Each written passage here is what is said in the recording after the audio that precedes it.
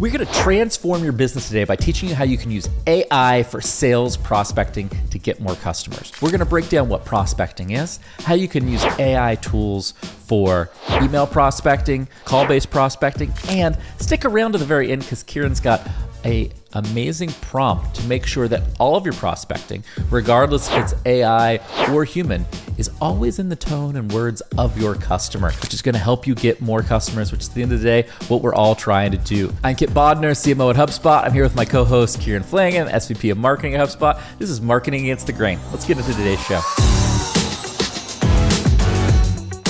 All right, on today's show, we're deep diving into sales prospecting and AI. It is one of the hottest spaces in AI. Kieran, it is something you and I, we are always on Slack and WhatsApp going back and forth on prospecting. We got some apps to show. We got some topics to debate. How you doing? I'm excited for the show.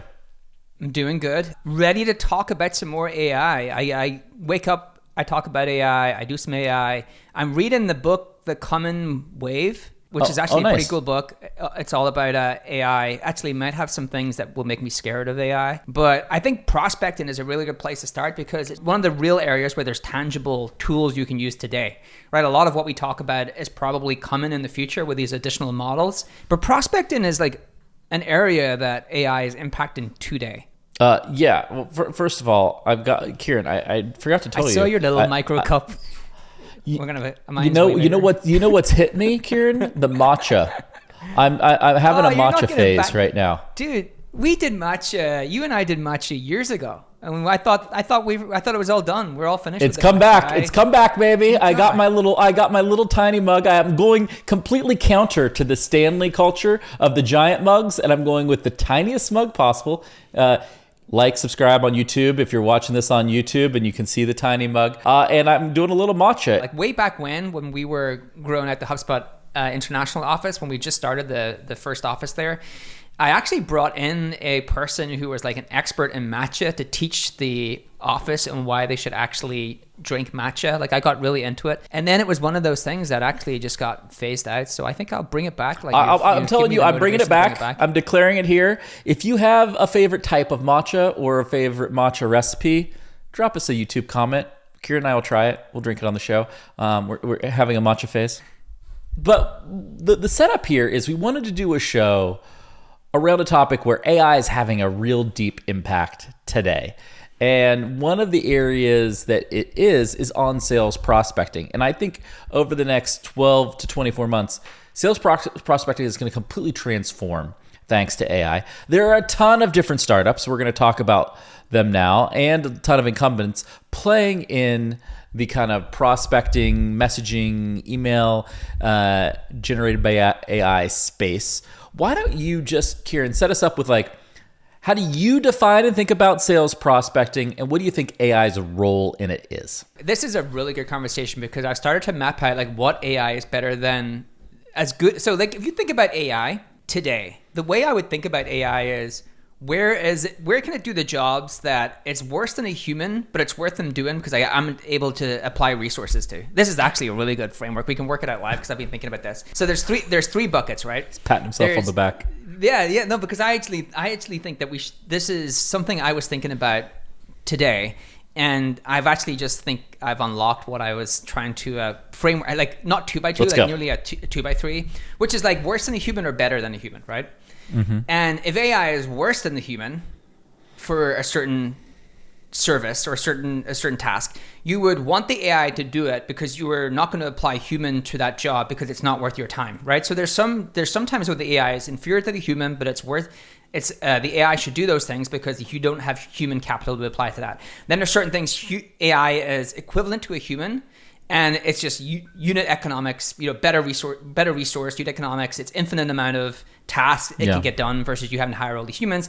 And then there's those tasks where the AI is better than a human. So the reason I would bring that up is because I was starting to map out a modern go-to-market and starting to think about all of the places you would apply AI to, and then what does the AI do, like personalization, what is it good at, and then for those things, is it better than the human, worse than the human, or the same as the human? And so prospecting is one of those interesting things because you think where does it land within that framework? Is it better, the same, or worse than the human? I think some of it, and what does it actually do? So I think first of all, some of it depends on the data sources, right? The better the data, the better the output. Like if you actually have really great data on the company and the person, then AI is going to be able to do a better job in crafting an email for you. I think AI is better at basically categorization of the data. We can get into this a little later. So it can take a large amounts of data and it can categorize that into like themes. It can categorize that into like tone of voice. It can categorize that into like the core things you want to tell that person. And then on the write-in skills, I think it's the same as a human. So on the data side, I think it's better than the human. And on the write-in skills, it's the same as the human. Now, why prospecting is such a good place for AI to start is because better than the human in terms of the write-in, if you've given it all of the right data sources, is much better than what you have today, where you have human salespeople applying capital and time against something that you can actually automate for them so they can spend their time trying to sell the deals. And over time, you should actually see the average productivity of a rep increase because they're not having to do these other tasks. But the caveat to me is, and I'm interested to get your take on this, the caveat to me is what I see all of these tools doing, and we should get into some of the demos. They are basically taking the kind of sales prospecting templates that exist today, and they're just being able, they can replicate them at scale. Mm-hmm. And they're pretty much like, you and I probably know all the different like tricks of prospecting, like, you know, company news, someone's moved job, like there are all these kind of different cues you can use to like get that person's attention. The reason I kind of started on like, oh, this is a really good conversation is because I was really trying to figure out like where AI is. Because at the moment I see in prospecting is AI can replicate the human en masse. But where can AI actually provide personalization that does not exist today, right? And like we can get into some ideas on how we could do that, but that to me is like, where are we in prospecting? Some of these tools are really great because they can replicate your best reps prospecting techniques at scale. Okay, I got a couple things I want to jump in here on. First, just to level set with everybody who's watching and listening today. When we're talking about prospecting, we are talking about a salesperson reaching out to a prospect who's either a lead in your database that has like in your CRM that has interacted with your company in some way, or is that a company that you think would be a really good fit for your product or service and you want to reach out. And the whole thing is to connect with that prospect, and with the traditional goal being to book a meeting. So where you could have a meeting, have an initial call to suss out, is there really a fit here? Is there budget? Is this the right person that I should be talking to? Traditionally, it's referred to as BANT, budget, authority, need, timeline. Like you're trying to establish those things and make that work. And so that is deeply what we're talking about here today. And Kieran, you're bringing up, you're like, what I want to try to establish for the audience today is what is the thing that AI is better at than humans when it comes to prospecting? And I would posit to you this. I think humans are really great at what I'd call triggered prospecting, which is the examples you gave. So a company gets a funding round, somebody gets promoted, somebody changes jobs, a company lands a really big contract. Like something happens that creates a change point in that company, and that company is now a fit for a product or service. Like humans can basically get that notification, put together a really exceptional crafted email, and normally get a pretty high response rate. And those tend to be the best performing prospect emails that happen, or anything that's based on triggered data. A big triggered data source, for example, is 6 Sense, big HubSpot partner of ours and everything. And so people using 6 Sense data to go and do this. Here's where I think AI is better, Kieran. AI is better on the true kind of like cold prospecting side, where you're like, hey, this person is in my database, but they haven't interacted with me for a month or 2 or 6, or I know this person works at this company and that's about all I know, and I have like a little bit of information about that person. Like, I think it's pretty hard. What traditionally happens that I see now is reps, well, I don't have that much information, so they kind of have templates, like you said, and they kind of do their best to fill out a template and execute against that. Where I think AI can do a much better job guessing at scale than humans as to what that person's problem might be, and craft a very specific one-of-one custom message to that person as to why this product or service is the best fit for them and the best fit for them right now. So I think if you were going to look at prospecting overall and where AI can really fit in, I think it is that like really cold prospecting bucket, because it gets you better customization and it gets you like, you can send those customized messages at scale much faster than you can through like regular humans. What AI should be really good at is profiling people, which is kind of what you're insinuating in that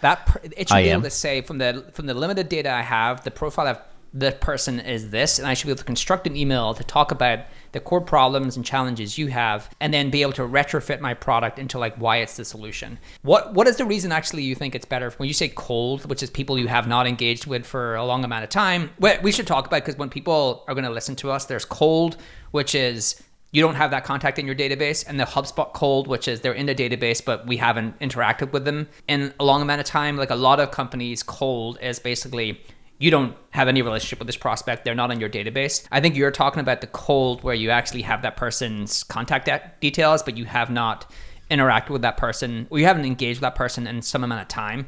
And if that's the person... I'm talking about both. I'm talking about both for the record. Why both? Why do you think AI... Is it because of the profiling? Like it can basically take a limited data set about that person and be able to provide a much more customized email because it can retrieve data much quicker and profile you, like figure out who you are, what profile you are? Yeah, so there's a few things. We've talked a lot about data today, right? And like if you're doing prospecting, you can train your prospecting agent on all your call transcripts and yes. It could just have way more information than any one human could. So that's a really good thing because that helps it understand and match problems. Like, oh, this type of buyer normally has this type of problem, right? Exactly. And can help predict that. And then AI can really then match that problem if you've got like good content resources to the right content resource or next step to like actually solve that in a way that's just like, it's too hard for any human, even a great human, to do that and to do that in any real like scale 100%. And productivity. And that's like, that is the real leverage and advantage here, where like, I think there are some things that human prospecting motions are better at. We've talked about it, especially like that trigger stuff. But on the like, hey, I have very limited understanding of this person. And like, my guess is going to be worse than an AI's guess a lot of the time. And the reason I believe this to be true, Kieran, is, you know, if you go back in the show, while Kieran was out on parental leave a couple months ago, Emmy Jonathan from our team and I hung out and we did a couple shows. And one of those shows, we talked about our AI generated email from a marketing email perspective. And we were able to almost double our conversion rate. We've now increased that email conversion rate by 94% for the first email that we send somebody after they become like a lead for us. And the reason for that is because the AI is just much better at guessing problem and matching solution than at the time like a marketer was by segmenting and putting somebody in a bucket. And what we're saying is that is going to extend to prospecting because it's kind of a natural extension. It's much better at profiling. Like if you want to, like a good example of this is way back when Facebook was, we were starting to scale Facebook paid ads. So like more on the early days of Facebook, like way back when. And we would split test our audience segmentation against what Facebook provided via the algorithm, right? So basically take what Facebook suggested versus take what we segmented into an audience and split test which one had the best return on ad spend. And the reason we were doing that is because should we just continue to like create our own audiences and optimize towards those, or should we just let Facebook pick? Right, and we just craft the copy. And over time, what we realized is Facebook's algorithm was much better at profiling our audiences and who we should target ads at than we were ourselves. And this is kind of what we're saying is like it's an extension of that, right? AI is going to be much better overall at profiling the user and matching the core problem to the benefits. The one thing I probably disagree with is I kind of disagree with where the human will be better and where the AI will be better. I think AI is going to be incredible at triggers, right? I think it will be able to identify the right triggers and how those triggers and like which ones perform worse and which perform better. So triggers, what Kip and I mean is some event happens, whether that's external to your company, like a funding round, someone changes job. You can basically use tools to figure out if a company has changed their products, using something we've built with, that's a trigger. Or internal, which is like usually product data. So you have a freemium plan, someone is using something within the freemium plan, and you can kick off a trigger based upon that usage. And so I think AI can craft a really great email and over time learn the triggers that work and don't. What I think AI is not good at, and I can show the example, right? And this is not, I know the founders, this tool is great, but I'm using this as an example of how you kind of think about constructing a prospect in email and where AI probably needs to get better over time. So this is a company called TriScout. I think I showed you it, because actually did a really good version for you. And this is what I want to talk about specifically, because the one it did for you is really good for a certain reason. So in prospecting emails, there's really like the headline, which is the subject line, which is really important. And then you usually, what I think you should have is like a kind of humorous, a personal, what I call the magic insight, right? It's this like personal, it's this humorous thing about that person that feels like it came from an actual human, another human, right? So like the example I give for you when it wrote you the email, do you remember when I showed you this, the opening tease for you was about your love of ketchup? Yeah, because it's like online a couple places, and it clearly found it. Because you're online, right? So you've done a bunch of interviews and you've talked about that in some certain spots. So it was able to find like a magic insight about you and personalize it to you. Because I think a lot of what we do with prospecting emails is personalize it to that person in the company. Like it's really the company we personalize it to. You work at this company, this thing is happening in your company, here are the problems, but not you.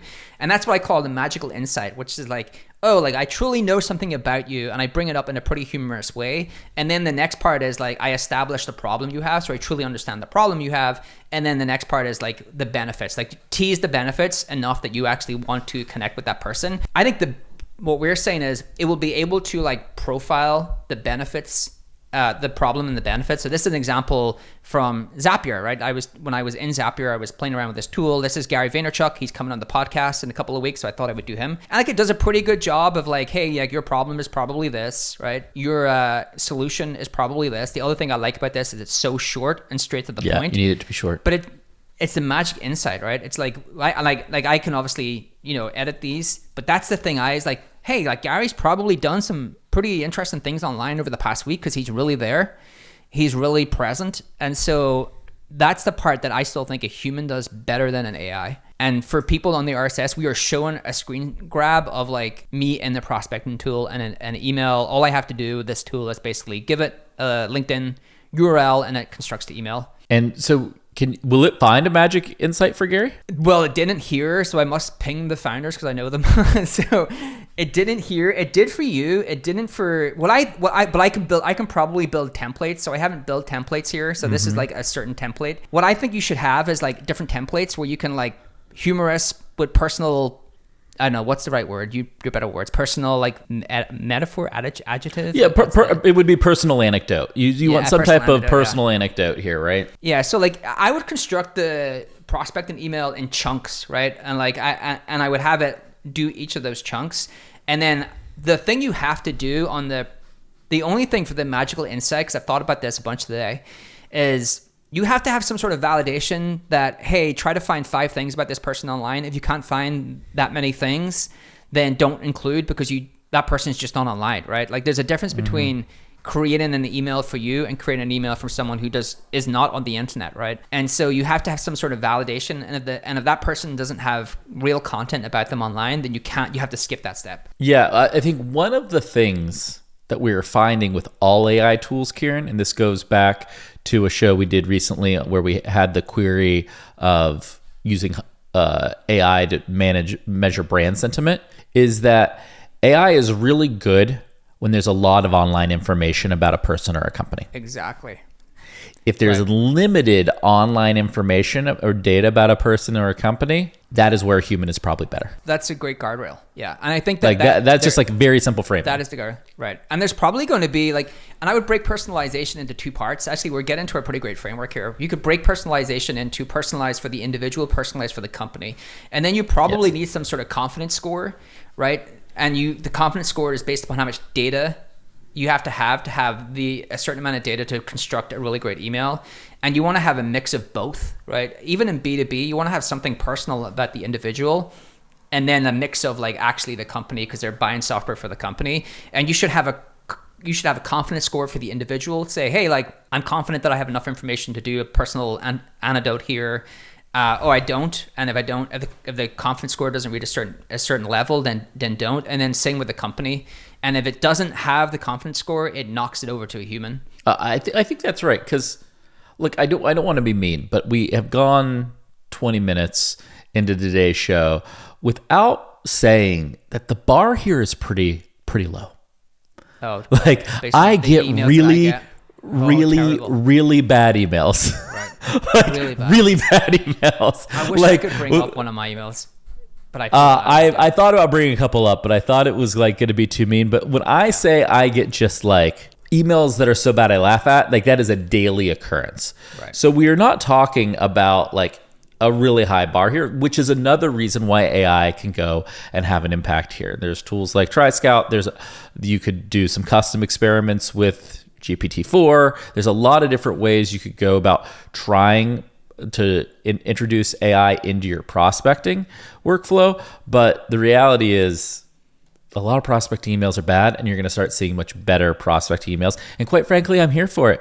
I'd rather have AI write a better prospect email for me that's good. Look, if you want to do if you're a company and you're like, hey, we can't afford these tools, and so how do I even get started? Like a really simplistic thing you can do is, I'm sure you're using some sort of CRM, right? You have to use a CRM if you're in any way like a company who's trying to grow. And so all I would do is when the person signs up to my form, I would basically zap that contact to Zapier. I would have a template, an existing template. I would have OpenAI write the email and zap it back to the CRM. And so when the rep goes in to pick that lead up, there's a prospect and email ready for them to send out. And that's a pretty cheap.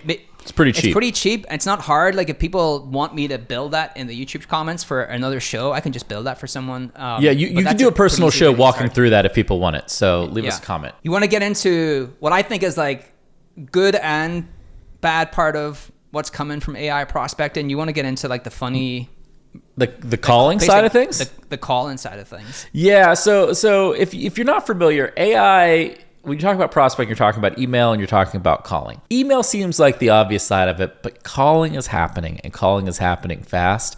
And it's either going to be awesome or it's going to cause all of us to turn our phones off forever. Like, I'm a little bit concerned as somebody who already gets, like, I easily get 15 calls a day. Yeah. You know, and I'm worried about a day where I get like 100 calls a day, right? But there was this really interesting campaign from Bland.ai, which is a prospecting calling app. Let me share my screen and show this so that everybody can see it who's on the YouTubes. If you're on the YouTube, Bland.ai did this whole billboard in San Francisco where you call I'm an AI agent this number, millions of phone calls and it has a voice AI agent who is there to ask your questions. And so here's an example of somebody calling the number on this billboard and interacting with it in real time. And they know it's from the billboard because they gave a custom number on that billboard. And so they have a whole prospecting pitch delivered by voice AI. And they're talking about sales use cases. He's asking the AI questions. But Kieran, what it really demonstrates is that, like, when you have very focused use cases today, like this is a voice AI connected to this billboard, you can do it with very low latency and very high quality. It would be really hard to do this for like a generic, like somebody calling in some generic phone number. But if you have like a campaign around an event, or if you have a campaign around a product launch or whatever, where you have something very specific you can train that model on and associate a phone number with it, both from an outbound calling, but also just from like an inbound calling, like somebody just calling you to learn more about it. Voice AI is already in some ways here and pretty good for like the prospecting voice use case. Right. You can, okay. So this, if you actually play this out, first of all, I do think the AI apps have such an advantage in demos, right? Like the demos are They're really so good. sick. That was a pretty great demo. We showed Hume.ai, which was the empathetic human-like voice. That was a great demo. If you actually play this out, you probably get to a point where like every billboard ad could have a Easter egg number to call, but that you could have a celebrity associated with that campaign, because you can go to a company like Delphi.ai, which I kind of covered before, and have Delphi.ai, and there's other places that do this, like replicate a celebrity. So you can have a celebrity train the avatar on their likeness, on their voice, and then you can just basically license that out, and someone runs a billboard campaign and says, hey, like, you're the perfect celebrity. If someone calls this number, they can interact with you. Like every brand campaign has a celebrity ready to like interact with anyone at scale. It kind of does add a ton of creativity to what you can do to these out-of-home traditional marketing channels. What do you think about it for prospecting? Like, here's another one I want to just quickly show you and then say like, where are you on like this is going to work or not work right here? And again, it's a demo. I think they're missing a small, it's called errors.ai. I'm going to connect with the founders to learn more. Now, I will say for this demo, you actually can't really tell who's the human, who's the AI, because I listened to it and I was like, actually, who's the salesperson? And then I realized who the salesperson was, and that was the AI. I will say if I was errors.ai, at some point, what I would do is have a little text box here. And again, for the people on the RSS, we're showing the website and you can just click on the big play demo button to like hear the sales call. I would have a little text box here and I would be able to enter any product and have like a AI in the background do a sales call for that product. Like that would be pretty mind blowing. That'd be sick. But what do you think happens then when we do these things at scale? Like when we do let's say like we get prospecting and the average is like a B in terms of quality. Like that's the average, right? There's always going to be AA plus. And similar to calls, like everyone gets to a B because of AI. What do you think happens to those tactics? Look, well, we know historically that when tactics become really cheap and really easy, they get saturated, right? And that's the path that we are on. And normally when some part of a go-to-market gets really cheap and really saturated, the value shifts to another part. And so I think, Kieran, what I would pose it to you would be like, oh, if this really takes off, then most quality companies in a category will have consideration because they will be able to reach everybody in their target market pretty cheaply. And like people will be like, yeah, I know I've gotten like 10 AI calls and emails and stuff. Like I know you exist and I know like the two bullet points of what you do. Right. And so what's going to be important then, baby? Do you have a great product? Do you have a high NPS? Do you have a killer brand that people love and talk about? And are people going to see you outside of their inbox and outside of their phone? Because if those channels are all super commoditized, then they're going to want to see you on YouTube. They're going to want to see you on social. They're going to want to see you in IRL situations. And building great brands, having personality, having a killer and easy to use product, those are the things that's going to matter. So I would say long term, prospecting is going to become less important, not more important, because it's going to get commoditized. It doesn't mean it's going to be not going to be important at all, not going to be a function of what everybody has to do, but it's going to kind of commoditize and get to the steady state as AI matures. So that's what I think is going to happen. And I think the data will really matter in the quality of the prospecting. So if you have some unique data that you're capturing on customers and prospects that you can use in creative ways, that's the way that you get into that AA plus bucket, right? And if you're able to do some pretty creative things with data to have that magical insight, that's how you get into that A to A plus bucket. I think for everyone who's in the turn the app on, press the button and let it go, they're the people who will get saturated away to very small incremental improvements. Look, data is going to be the core currency here because like, you know when that prospecting is going to be really helpful is if like you can reach out to somebody who just subscribed to your YouTube channel. Or you can reach out to somebody who just engaged with you on a social post. And that from a data perspective right now is very hard and very few companies can do it without a lot of time and expensive work. I would be interested in investing in any company that can solve that at scale for like the mass market. Yeah, I think everyone gets that concierge experience. Why don't we end? I have to bounce. And so listeners, I have to bounce listeners, but I want to leave you with like a little takeaway AI prompt or something that you can do that I think is a pretty cool thing. Now there's some companies that are going to do this, but I think you can build it yourself. One of the things I got kind of really interested in was Grammarly for customer language, right? So there's this famous quote from Clarke Hopkins, wrote the book on scientific advertising, talks about the important, like really marketing is just talk in the language of your customers, right? Don't talk on all this like weird jargon. Just talk to your customers like they're a friend and you're going to be much better at how you sell your product. I was like, boy, like if you have data about your customer, like sales calls and these other things, could you not just build a Grammarly for your content or build a Grammarly for your sales enablement decks or whatever else you may be doing? Because instead of uploading the content or writing the content in that panel and it checking the box on like spelling and Grammarly, it would just correct to make sure it's aligned with your customer's language.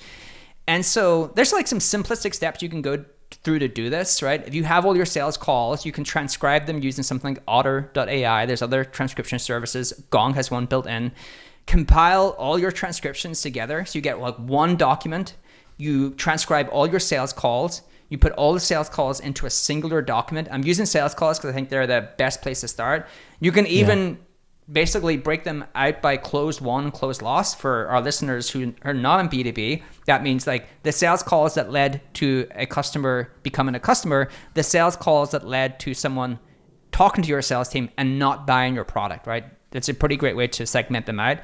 And again, coming back to what we talked about at the very start of the show, AI is great for like mass categorization and summarization of data. Like it can do it at scale.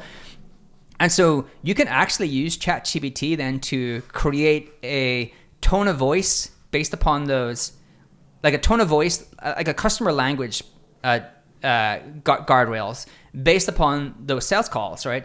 And what I'm showing here for the YouTube watchers, and I'll describe it for the RSS readers, is there's this kind of prompt that I have given and can share again in our prompt library that will take a document of just like pasted in customer calls from Otter.ai or Gong, just a huge document, and it will categorize them into like core themes and categories and what the customer, like language the customer actually used, like commonalities of the language the customer used. So there's this like huge prompt that I'm showing, but for the most part, what this prompt does is it takes that document and categorizes it into key themes, 3 key categories, and customer language. And the cool thing is what you can do then is you can create a custom GPT. You can upload that doc and say, hey, this is like my customer language. Please correct all content that I upload here to match that language, to match the key themes, categories, and tone of voice and language. And then you actually have, just by using free, like ChatGPT Pro, creating this custom GPT with this doc, you actually have a Grammarly-like tool that will correct any content you give to that custom GPT to speak in the language used by your customers. And then you can imagine building upon it using things like your customer support tickets, your social media mentions, your product reviews in sites like G2 and Trust Radius, and you kind of build a customer language repository and use it to create this Grammarly-like customer language. So I think that's like one highly actionable thing that people could start to play with and try out for their company. Again, you have to have some amount of data to start with, but I think it's a pretty great place to start figuring out how to make your emails and prospecting emails align to the language your customers actually use. I think that is a great actionable way to end today's episode. If you want Kieran to do a whole show and walk you through, leave us a comment. And you know what? If we get a lot of comments, we will connect with somebody and do it for a listener's business. Right. Because we could connect with you and get some of your sales call transcripts and stuff, and we could do a whole show on that. So leave a comment on YouTube if you think that would be interesting. So we walked all through what prospecting is, how AI can impact prospecting, where it could be really effective now, how to think about it from both an email and voice perspective, and then how you could go and for very low cost today, build a custom GPT to help you get your tone and voice for prospects right, and to actually have your prospecting be very customer focused versus product focused. That's a hell of a lot of stuff in a little over half an hour, Kieran. It's an awesome show, man. Thanks for doing it. Yeah, lots of stuff for our listeners. I actually do really have to bounce now. All right, peace out, everybody. We'll see everybody on the next show. This data is wrong every freaking time. Have you heard of HubSpot? HubSpot is a CRM platform where everything is fully integrated. Whoa, I can see the client's whole history, calls, support tickets, emails, and here's a task from 3 days ago I totally missed. HubSpot. Grow better.